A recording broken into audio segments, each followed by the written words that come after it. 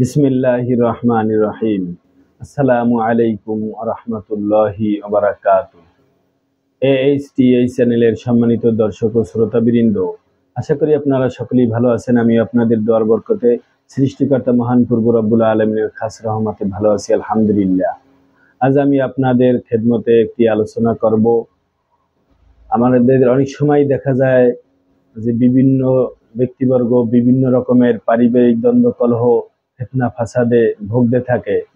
তো আমি আজকে অত্যন্ত পাওয়ারফুল অব্যর্থ একটি মুহাব্বতপূর্ণ বিষয়ের উপরে আলোচনা করব ইনশাআল্লাহ।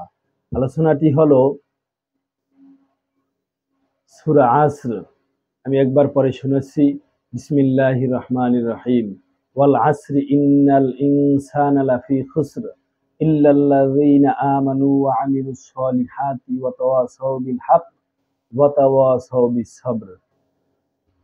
এই আমলটি করার নিয়ম হইল আসরের নামাজের পরে নিজ জায়গায় বসে যে কোনো দুরূদ শরীফ 11 বার পাঠ করতে হবে।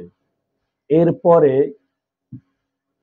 101 বার উক্ত সূরা আসর 30 নম্বর পারার এই সূরাটি এবং সূরার সিরিয়াল নাম্বার হইল 103।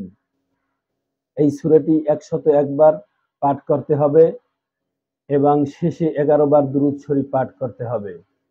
পাঠ করার পরে এই সূরাটি যার উদ্দেশ্যে পাঠ করবে, সে তার মুহাব্বত এবং ভালোবাসায় পাগল হয়ে যাবে, অস্থির হয়ে যাবে। এটাকে মুহাব্বত সংক্রান্ত অব্যর্থ আমল বলা হয়েছে।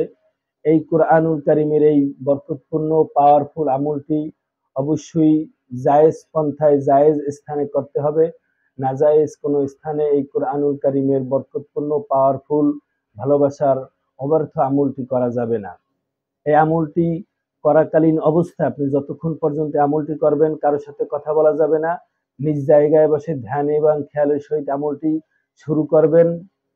অবশ্য চক্ষু বন্ধ করে নিলে সবচেয়ে ভালো হয় আমলের ক্ষেত্রে। তো আপনি আমল যতক্ষণ পর্যন্ত চলবে অতক্ষণ পর্যন্ত আমলটি করা অবস্থায় যার উদ্দেশ্যে করবেন তার ধ্যান এবং খেয়াল আপনার অন্তরের ভিতরে থাকবে, জবানে আপনি আমল করতে থাকবেন। এইভাবে এই আমলটি 1 সপ্তাহ জারি রাখতে হবে। আপনি যেদিন থেকেই শুরু করবেন আমলটি 1 সপ্তাহ পর্যন্ত জারি রাখতে হবে। আমলটি যারা করবেন আমি তাদেরকে ইজাজত দিয়ে দিলাম। আমলের জন্য ইজাজত চাওয়ার কোনো আমার কাছে প্রয়োজন নেই। যদি আমলটি ভালো লাগে একটি লাইক কমেন্ট করবেন, অন্যজনার খেদমতে শেয়ার করবেন। আল হিকমা তদবির হসপিটাল চ্যানেলের বিভিন্ন প্রয়োজনীয় আপনাদের বিষয়াদি জানার জন্য পাওয়ার জন্য আপনারা চ্যানেলটি সাবস্ক্রাইব করে রাখবেন। আর আপনাদের যদি কোনো প্রয়োজনীয় বিষয় জানার ইচ্ছা থাকে কমেন্ট করে জানাবেন। আমি ইনশাআল্লাহ পরীক্ষিত যেই সমস্ত উপকারী আমলগুলি আমার জানা আছে আল্লাহ তাআলা দান করছে, এগুলি ইনশাআল্লাহ আপনাদের খেদমতে আমি পেশ করব। আল্লাহ তাআলা আপনাদের সকলকে ভালো রাখুক। আমার জন্য দোয়া করবেন। আসসালামু আলাইকুম ওয়া রাহমাতুল্লাহি ওয়া বারাকাতুহু।